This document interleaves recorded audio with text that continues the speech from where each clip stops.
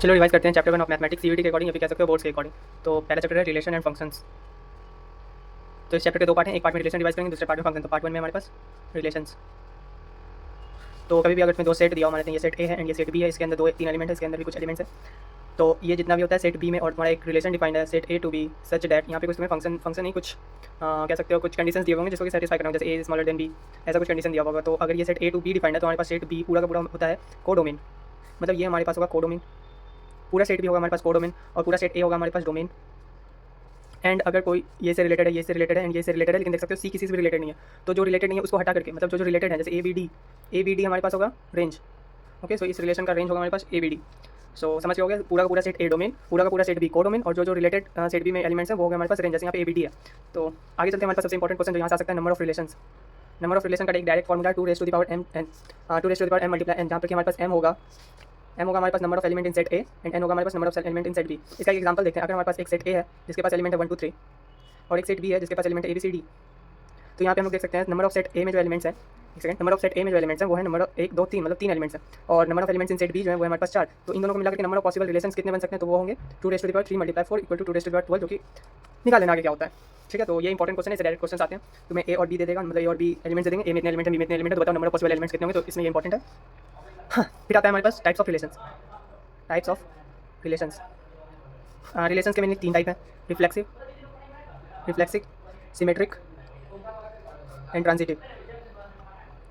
इसको हम लोग एग्जांपल से ही समझते हैं। मान लेते हैं कि हमारे पास एक सेट दिया हुआ है ए बी सी डी, ये एक सेट दिया हुआ है ए, ठीक है। तो और हमें दिया हुआ है कि रिलेशन ए टू ए ही डिफाइन है, तो फिर रिफ्लेक्सिव जो होगा उसमें सेट ए के हर एलिमेंट खुद से ही डिफाइन होने चाहिए। मतलब अगर कोई एलिमेंट, एक मिनट, कोई सेट में अगर A B C D element है और वो अगर रिफ्लेक्सिव है तो वो कैसे चेक करेंगे। मान लेते हैं ये set A B C D है और ये रिफ्लेक्सिव भी है, तो हम लोग देखेंगे कि जो भी रिलेशन के सारे सबसेट आएंगे उसमें ए बी बी सी सी और डी डी प्रेजेंट होने चाहिए, और इनके अलावा भी कुछ प्रेजेंट हो सकते हैं, तो भी वो रिफ्लेक्सिव रिलेशन कहलाएगा। मतलब A B B C C and D D ये सब आपस में रिलेशन को सेटिस्फाई करनी ही चाहिए, और साथ ही साथ अगर कुछ और भी सेटिस्फाई करें, मतलब ए बी ए डी, तो भी चलेगा, तो भी वो रिफ्लेक्सिव होगा, लेकिन ये चार का होना कंपलसरी है। सिमेट्रिक में क्या होता है कि मान लेते हैं ए बी है तो बी ए का होना भी कंपलसरी है, और अगर बी ए सी है तो सी ए का भी होना जरूरी है।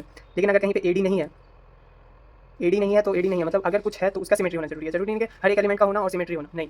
इसमें है क्या कि जो एलिमेंट है उसका सिमेट्री होना जरूरी है। मान लेते हैं यहाँ पे ए है तो ए का सिमेट्री तो ए ही होता है, तो फिर अगर इसमें तुम ए भी ऐड कर दो तो भी ये सिमेट्री होगा, लेकिन सिर्फ अगर तुमसे ए डी ऐड कर दो और डी ऐड ना करो तो ये सिमेट्री नहीं होगा। तो सिंपल वर्ड में, अगर रिलेशन में ए बी है तो बी ए होना भी कंपलसरी है, अगर है तो कंपलसरी है, अगर नहीं है तो नहीं है।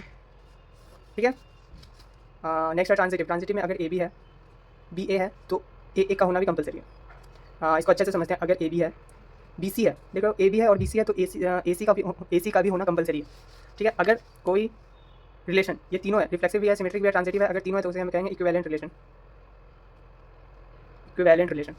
यहाँ से 3 इंपॉर्टेंट क्वेश्चन हैं जो कि तुम्हें ध्यान रखना पड़ेगा। पहला, number of reflexive relation. Direct question आता है, नंबर ऑफ रिफ्लेक्सिव रिलेशन। हाँ, तो इसका फॉर्मूला होता है 2 raise to the power n square minus n, जहाँ पे कि n होगा नंबर ऑफ एलिमेंट इन ए।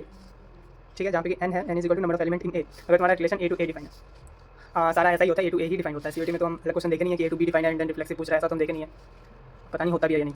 लेकिन सीयूईटी में सिर्फ ए टू ए ही डिफाइन होगा। एक में सेट दे देगा एंड देन पूछेगा वो रिफ्लेक्सिव है सिमेट्रिक है, एक सेट दे देगा, एक रिलेशन दे देगा, और फिर पूछेगा सिमेट्रिक है या रिफ्लेक्सिव है। एग्जांपल से समझते हैं। ये मैं हम डायरेक्ट ज़्यादा एक्सप्लेन ढंग से कर नहीं पाए, तो एग्जांपल से देखते हैं, एग्जांपल से समझ में आ जाएगा। जैसे एक सेट है, एक सेट है हमारे पास जिसमें 1 2 3 4 5 6 नंबर हैं, और पूछा रिलेशन दिया हुआ है ए टू ए, रिलेशन हमारे पास ए टू ए डिफाइन है such that A is equal to A, such that X is equal to Y. Okay, तो देख सकते हो अगर X is equal to Y है तो मतलब 1 इज इक्वल टू 1 ही होगा। तो इसमें कितने रिलेशन जाएंगे, 1 बन जाएगा। एक्स को 1 की जगह पुट करो तो 1 एंड वाई की जगह पुट करो तो 1। ये तो पता होगा ना, पहले एक्स पुट करते हैं फिर वाई पुट करते हैं। यहाँ 1 है तो मतलब एक्स का वैल्यू 1 है, यहाँ वाई है तो मतलब वाई का वैल्यू 1 है। उसी तरह से यहाँ पे 2 2 भी आएगा, 3 3 भी आएगा, 4 4 भी आएगा एंड 5 5 भी आएगा, 6 6 भी आएगा। तो देख सकते हो जितने भी एलिमेंट हैं इसमें सभी का इमेज नहीं कह सकते हो, सभी खुद से ही रिलेटेड हैं, तो ये रिफ्लेक्सिव है। हाँ है। अगर यही यहाँ पे रिलेशन डिफाइन होता है X is smaller than Y, ये रिलेशन है, तो X is smaller than Y में तुम क्या क्या अंदर पुट कर सकते हो। एक्स की जगह 1 पुट करते तो वाई की जगह क्या पुट करना पड़ता, 2 पुट कर सकते थे, 1 के साथ 3 पुट कर सकते थे, 1 के साथ 4 पुट कर सकते थे, 1 के साथ 5, 1 के साथ 6, ऐसे कर करके तुम 2 के साथ फिर पुट करते, 3 पुट कर सकते थे, 2 के साथ 4 पुट कर सकते थे, 2 के साथ 5 पुट कर सकते थे। इसमें तुम देख रहे हो कोई भी खुद के साथ कनेक्ट नहीं है, तो फिर ये रिफ्लेक्सिव नहीं है। इसमें तो एक भी कनेक्ट नहीं है, और रिफ्लेक्सिव का क्या था कंडीशन कि हर एक एलिमेंट खुद से कनेक्ट होना चाहिए, यहाँ पर एक भी कनेक्ट नहीं है। हाँ, उसी तरह से सिमेट्रिक का अगर बात करें तो सिमेट्रिक में क्या एग्जांपल दे सकते हो, x y is equal to relation defined such that कि x y is equal to 4 है, तो तुम देख सकते हो अगर 4 इंटू 1 4 होता है तो 1 इंटू 4 भी 4 होता है। अगर 2 इंटू 2 4 होता है तो देख सकते हो 2 इंटू 2 पहले से ये 2 इधर कर दो, ये 2 इधर कर दो, कोई फर्क पड़ेगा नहीं। तो 2 इंटू 2 भी रख सकते हो इसमें, और क्या रख सकते हो 4 इंटू 1 हो गया, 2 इंटू 2 हो गया, और कुछ भी नहीं रख सकते, तो ये रिफ्लेक्सिव कहलाएगा। जी हाँ, बिल्कुल जाएगा, क्योंकि इसके जितने भी एलिमेंट हैं उसके सिमेट्रिक में भी एक एलिमेंट है। 4 1 है तो 1 4 भी है, 2 2 है तो 2 2 भी है। ठीक है। अच्छा, एक चीज़ और पीछे बोल रहे हैं हम लोग, पीछे बोल रहे हैं हम लोग symmetric relation, number of symmetric relation. इसका भी एक फॉर्मूला है, नंबर ऑफ सिमेट्रिक रिलेशन। इसका फॉर्मूला था 2 raise to the power n n plus 1/2। इसको तुम और सिंप्लीफाई करके लिख सकते हो 2 rays n square plus n/2। अभी फॉर्मूला थोड़ा मैं याद कराने की कोशिश करता हूँ, जैसे मैंने माइंड में रखा है। तो रिफ्लेक्सिव का फॉर्मूला क्या था, नंबर ऑफ रिफ्लेक्सिव रिलेशन का फॉर्मूला था हमारे पास 2 raise to the power n square minus n, और सिमेट्रिक का क्या था, सिमेट्रिक का हमारे पास था 2 raise to the n square plus n/2। अब देख सकते हो एक तुम याद कर लो n स्क्वायर माइनस n, ये तो याद कर सकते हो 2 raise to the n square minus 1। ये तो सिमेट्रिक रिफ्लेक्सिव का। एंड वही अगर तुम्हें सिमेट्रिक का निकालना तो इसी फॉर्मूला को तुम लिख दो n स्क्वायर माइनस n, और फिर तुम सोचो कि इसको प्लस बना दो, एंड प्लस बना दिया तो फिर तुम इसमें कुछ मतलब ऐड कर दिया तो घटाना भी पड़ेगा, तो तुम डिवाइड भी कर दो 2 से। ऐसे हम याद रखें, तुम कैसे भी करके कुछ भी बना करके याद रख सकते हो। यहाँ पे हमारा रिलेशन खत्म होता है, तो फंक्शन समझते हैं अगले लेक्चर में। तो पिछले लेक्चर में हम लोगों ने पढ़ लिया था रिलेशन, एंड इसमें हम लोग पढ़ेंगे फंक्शन। तो पार्ट 2 है चैप्टर का, जिसका कि नाम है फंक्शन। तो रिलेशन एंड फंक्शन में हम लोगों ने देखा था डोमेन क्या होता है, कोडोमेन क्या होता है, रेंज क्या होता है। तो फंक्शन में भी हम लोग देखेंगे डोमेन, कोडोमेन और रेंज देखेंगे। क्या सेम उसमें जैसा होता है वैसा इसमें बस थोड़ा सा डिफरेंस है। तो मान लेते हैं 2 सेट हैं, एक सेट है 1 2 3, दूसरा सेट है A B C D, और तुम्हारा फंक्शन डिफाइन है A to B। ओके, ये तुम्हारा फंक्शन डिफाइन है A to B। तो A के जितने भी सारे एलिमेंट हैं वो हो जाएंगे तुम्हारा डोमेन, और B के तुम्हारे जितने भी एलिमेंट हैं वो हो जाएंगे तुम्हारे कोडोमेन। और मान लेते हैं A1 A से कनेक्ट है, B 3 से कनेक्ट है, और 2 B से कनेक्ट है। तो इसमें एक वर्ड है इमेज। तो 1 का इमेज क्या होगा, A, 2 का इमेज B, 3 का इमेज D। तो ये वर्ड है एक इमेज। तो अगर मैं पेपर में तो कंफ्यूज मत होना। सो यहाँ पे देख सकते हो तुम A B और D कनेक्टेड है, लेकिन C कनेक्ट नहीं है। तो जो कनेक्ट है वो होते हैं रेंज, जो कनेक्ट है वो होते हैं रेंज। ओके, रेंज का मेनली काम ये होता है, रेंज निकालना भी तुम्हें क्वेश्चन में आएगा, तो फिर वो भी निकालना पड़ेगा तुम्हें। All the images of set A in the set P और रेंज, मतलब एक सेट ए में जितने भी एलिमेंट है उनके इमेज को हम लोग रेंज कहते हैं। अगर देखो सी किसी का इमेज नहीं है तो सी रेंज में इंक्लूड नहीं होगा। ठीक है। अच्छा, मान लेते हैं एक फंक्शन डिफाइन है, फंक्शन डिफाइन है f(x) such that y is equal to x is equal to y, x square is equal to y। ये एक फंक्शन है जो डिफाइन है। तो इसमें डोमेन क्या होगा, डोमेन वो होगा जो कि x के पॉसिबल वैल्यूज हैं, जितने भी x के वैल्यूज हो सकते हैं वो डोमेन में आएंगे। x के यहाँ पे पॉसिबल वैल्यूज कितने हैं, तो ऑल रियल नंबर, यहाँ पे तुम कुछ भी पुट कर दो तो होगा। एंड y के पॉसिबल वैल्यूज कितने हैं, तो तुम देख सकते हो ये ऑल रियल नंबर है, ठीक ना।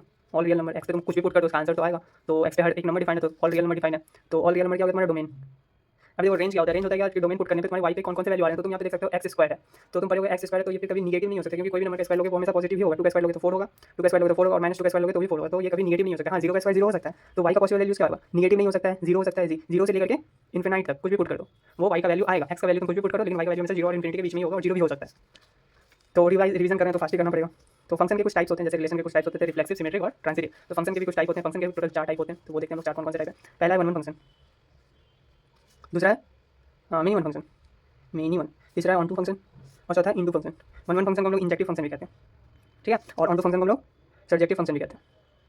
ठीक है। ये समझने से पहले हम लोग थोड़ा बात और है जो कि वो हम लोग समझ लेते हैं। तो देख सकते हो कि x का वैल्यू इस फंक्शन में, फंक्शन x से डिफाइंड है, x square equal to y है। तो तुम देख सकते हो कि यहाँ पे x पे 2 पुट करोगे या फिर -2 पुट करोगे, आएगा 4 ही। मतलब a पे एक, इसके लिए मैं सेट ही बना देता हूँ, ठीक है। 2 सेट है, एक सेट a है, एक सेट b है। 2 3 4 और -2, 4 रहने दो, -2, एंड यहाँ 4 9 3, 4 9 एंड 3, ठीक है। तो तुम देख सकते हो 2 का स्क्वायर, मतलब इस पर अगर तुम चेक करो, इसको लेकर के 2 पुट करोगे x पे, तो 2 का स्क्वायर 4 होगा, मतलब 2 4 से कनेक्ट है। एंड -2 पुट करोगे तब भी 4 होगा, मतलब -2 भी 4 से कनेक्ट है ना। अभी 3 पुट करोगे तो 9 होगा, मतलब 3 9 से कनेक्टेड है। तो 2 का इमेज 4 है और -2 का इमेज 4 है, मतलब एक वैल्यू x का एक वैल्यू पे y का 2 वैल्यू आ सकता है। मतलब देख सकते हो ये एरो ऐसे जा रहा है एंड ये एरो ऐसे जा रहा है, मतलब एरो दोनों आपस में कन्वर्ज हो रहे हैं ना, कन्वर्ज हो रहे हैं। स्पेलिंग पता नहीं क्या होता है, मतलब कन्वर्ज हो रहे हैं, मतलब कन्वर्जन एलो है एरो का, लेकिन डाइवर्जन एलो नहीं है। मतलब 2 पे 4 है तो 2 पे सिर्फ 4 ही होगा, 2 पे और कोई ऑप्शन आंसर नहीं हो सकता है। अभी x पे एक वैल्यू पुट करोगे तो y का एक ही वैल्यू आएगा ना। x का ऐसा कोई वैल्यू बताओ जिसको पुट करने पे y का 2 वैल्यू आ रहा है, ऐसा पॉसिबल नहीं है। और अगर तुम एरो डाइवर्ट कर दोगे तो इसका मतलब तो वही है, जैसे 2 को 4 से कनेक्ट कर दिया, 2 को 3 से कनेक्ट कर दिया, मतलब 2 पुट करने पे 4 भी आ रहा है, 2 पुट करने पे 3 भी आ रहा है। तो ऐसा तो पॉसिबल है नहीं, पॉसिबल नहीं है। तो इसीलिए हम लोग इसको कन्वर्जन एलो है, लेकिन डाइवर्जन एरो का एलो नहीं है। मतलब x का एक वैल्यू पुट करने पे y का एक वैल्यू ही आएगा। x का समझ गए होगे, ओवर एक्सप्लेन करने की जरूरत नहीं है, तुम लोग स्मार्ट हो, समझ गए होगे। तो अभी चलते हैं हम लोग फंक्शन के टाइप्स पे। फंक्शन के कुछ टाइप्स होते हैं, one one function, many one function, and onto function, and into function. लो, इसका एक चीज बताना भूल गए। तो हम लोग कैसे करेंगे, कोई ग्राफ में ये फंक्शन है या नहीं है। तो अगर तुम्हें कोई ग्राफ दिया हो, मान लेते हैं ये x एक्सिस है, ये y एक्सिस है, एंड तुम्हें ग्राफ कुछ ऐसा दिया हो, ठीक है, तो तुम कैसे चेक करोगे ये फंक्शन का ग्राफ है या नहीं है। तो फंक्शन का ग्राफ का पहला रूल है कि एक x का वैल्यू पुट करने पे एक ही y का वैल्यू आना चाहिए। ऐसा नहीं कि x2 पुट किया एंड y का वैल्यू 2 भी आ रहा है, 4 भी आ रहा है, ऐसा पॉसिबल नहीं होना चाहिए। तो तुम क्या करोगे, y एक्सिस के पैरेलल लाइन ड्रॉ कर दो।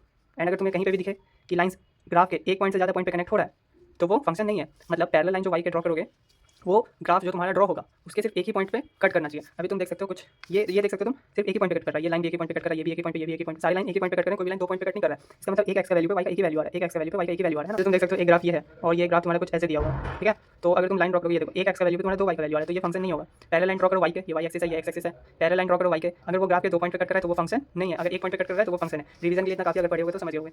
इंजेक्टिव फंक्शन के कितने टाइप होते हैं, तो इंजेक्टिव होते हैं, मिनी वन होते हैं, ऑन टू होते हैं और इनटू होते हैं। वन वन फंक्शन क्या होते हैं, ऐसे फंक्शन जो कि एक एलिमेंट एक से ही कनेक्ट हो। यहाँ पे देखिए कि दो एलिमेंट एक से कनेक्ट है ना, 2 भी 4 से कनेक्ट है, माइनस 2 भी 4 से कनेक्ट है।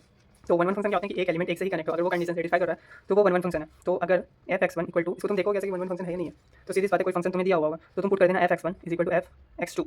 x1 और x2 दो डिफरेंट वैल्यू है, अगर ये पुट करके तुम सेटिस्फाई कर रहे हो तो x1 तुम्हारा x2 अगर आ रहा है तो वो तुम्हारा 1 1 फंक्शन है। जैसे अगर हम लोग एग्जांपल ले तो 2x + 1 एक फंक्शन में दिया हुआ है 2x + 1 y equal to 2x + 1, ये फंक्शन है या नहीं है ये चेक करना है। ये फंक्शन तो है ही, लेकिन क्या ये 1 1 फंक्शन है ये चेक करना है। तो हम लोग क्या करेंगे f(x1) को पुट कर देंगे इक्वल टू f(x2). इसका मतलब पता है x की जगह x1 पुट कर दो तो 2x1 + 1 is equal to 2x2 + 2 + 1, ठीक है। इस पे भी x1 पुट किया 2x1 + 1, x2 पुट किया 2x2 + 1, ठीक है। तो अभी देखें क्या ये पुट करने के बाद x1 = x2 आ रहा है, अगर x1 = x2 आ रहा है मतलब f(x1) = f(x2) है तो क्या x1 = x2 भी है ये चेक करेंगे। तो तुम देख सकते हो यहाँ पे 1 से 1 चला जाएगा एंड 2x1 = 2x2 एंड 2 से 2 चला जाएगा तो x1 = x2। क्या ये आ रहा है x1 = x2? हाँ आ रहा है, हमने पुट किया था f(x1 = f(x2), f(x1 = f(x2) put करने पे x1 = x2 आ रहा है तो ये 1 1 फंक्शन है, ठीक है। एंड इसका एक और मेथड होता है चेक करने का कि तुम डिफरेंशिएट कर दो f(x) को f(x) मतलब f(x) का डिफरेंशिएशन अगर तुम्हारा स्मॉलर देन 0 या ग्रेटर देन 0 आ रहा है तो वो फंक्शन f(1 1) फंक्शन है, ठीक है। तो अभी हम लोग देखते हैं 1 1 फंक्शन क्या होता है। मिनी 1 फंक्शन क्या होता है, मिनी 1 1 फंक्शन में हम लोग क्या करता है एक एलिमेंट एक से ही कनेक्ट हो। तो मिनी 1 फंक्शन में क्या होता है एक दो एलिमेंट एक से कनेक्ट हो सकते हैं, जैसे कि ये 2 भी 4 से कनेक्ट है, माइनस 2 भी 4 से कनेक्ट है, अगर ये है तो तुम्हारा मिनी 1 फंक्शन होगा। ये चेक करने का फंडा भी सेम ऐसा ही है, अगर f(x1 = f(x2) है तो x1 कभी भी x2 के इक्वल नहीं होगा। अगर x1 = x2 हो गया तो वो तो मिनी 1 1 फंक्शन है, लेकिन x1 अगर x2 के इक्वल नहीं है तो वो मिनी 1 फंक्शन है, ठीक है। अभी देखते हैं ऑन टू फंक्शन क्या होता है। ऑन टू फंक्शन बहुत सिंपल है, अगर कोडोमेन तुम्हारा रेंज के बराबर है तो वो ऑन टू फंक्शन है। सीधी सी बात है, तुम देख सकते हो यहाँ पे बी एक कोडोमेन है और ये इनके रेंज है। अगर बी के सारे एलिमेंट ही ए के इमेज हैं तो वो ऑन टू फंक्शन होगा, मतलब कोडोमेन सारा का सारा कोडोमेन अगर रेंज के बराबर है तो वो 1 1 फंक्शन। इसका मतलब क्या है बी के सारे एलिमेंट एक एलिमेंट से कनेक्ट होने चाहिए, एक एलिमेंट तो कनेक्ट होंगे लेकिन बी के भी सारे एलिमेंट एक एलिमेंट से कनेक्ट होने चाहिए। अब उसमें कन्वर्जन अलाउ है भी नहीं भी, तुम्हारा मर्जी कन्वर्जन करना करो, 1 1 रखना रखो। अभी देखो कोई फंक्शन 1 1 और ऑन टू भी साथ में हो सकते हैं, 1 1 और इनटू भी साथ में हो सकते हैं, ठीक है। इसलिए इसको हमेशा दो बॉक्स में रखा करो, एक 1 1 मिनी 1 और एक ऑन टू और इनटू, ठीक है। समझ गए होगे अगर पढ़े होगे तो। हाँ इनटू फंक्शन इसका जस्ट अपोजिट कोडोमेन, कभी भी तुम्हारा रेंज के बराबर अगर ना हो मतलब कोई एलिमेंट बचा, जैसे इसमें सी बच गया, सी किसी भी कनेक्ट नहीं था तो तुम्हारा सी क्या किसी भी कनेक्ट नहीं था मतलब सी तो रह गया, तो domain is equal to codomain is not equal to range हो गया, तो वो तुम्हारा इनटू फंक्शन हो गया, ठीक है। अभी यहाँ पे कुछ थोड़ा सा इंपॉर्टेंट चीज़ है तो वो देख लो फिर खत्म हो गया हमारा ये चैप्टर। तो यहाँ पे जैसे हम लोग ने रिफ्लेक्सिव नंबर का देखा था, नंबर ऑफ रिफ्लेक्शन रिलेशन कितने होंगे, नंबर ऑफ सिमेट्रिक रिलेशन कितने होंगे, एंड यहाँ देखा था नंबर ऑफ रिलेशन कितने होंगे। तो सारे फॉर्मूला मैं एक ही पेज में लिख दूँगा, लेकिन पहले यहाँ पे एक चीज़ और देख लेते हैं कि number of 1 1 function, number of 1 1 function कितने होंगे। तो उसका फॉर्मूला होता है NPM, NPM मतलब n का factorial upon m minus n का फैक्टोरियल, ठीक है। जहाँ पे कि तुम्हारा n हो जाएगा number of element in set A and m हो जाएगा number of element in set B, n minus m होगा, ओके। इसका और तुम देख सकते हो कि अगर कोई 1 1 भी है और ऑन टू भी है तो हम लोग उसे कहते हैं surjective function, bijective function, sorry bijective function, ठीक है। जो फंक्शन 1 1 भी हो और ऑन टू भी हो उसे कहते हैं बाइजेक्टिव फंक्शन। सो सारे फॉर्मूलाज मैं लिख देता हूँ जो भी इंपॉर्टेंट है, जैसे डायरेक्ट क्वेश्चन आते हैं। तो सबसे पहले तुम्हारा number of possible relation, number of possible relation जो कि होता है तुम्हारा 2m n, जहाँ पे कि n है number of element in set A, m है number of element in set D, okay. फिर आता है तुम्हारे पास ये पहला फॉर्मूला। दूसरा है तुम्हारे पास number of reflexive relation, number of reflexive relation, number of reflexive relation का फॉर्मूला है तुम्हारे पास 2n² - n, ठीक है। फिर तुम्हारे पास है तीसरा number of symmetric relation, number of symmetric relation का फॉर्मूला है तुम्हारे पास 2n² + n/2, ठीक है। और चौथा है तुम्हारे पास नंबर ऑफ 1 1 फंक्शन, तो तुम्हारे पास इसका फॉर्मूला है NPM जो कि होता है n factorial upon n factorial minus m factorial, ठीक है। जहाँ पर कि n है तुम्हारा नंबर n और n b है तुम्हारा m, मतलब number of element in set A है तुम्हारा n, number of element in set B है तुम्हारा m, ठीक है। बस इतना ही है तुम्हारा फंक्शन में और इतना ही था तुम्हारे रिलेशन में। इसके बाहर से क्वेश्चन आने के चांसेस बहुत कम है, हम तो मॉक वगैरह लगा रहे हैं तो इस नोट से बाहर तो क्वेश्चन आ नहीं रहा है। So all the best.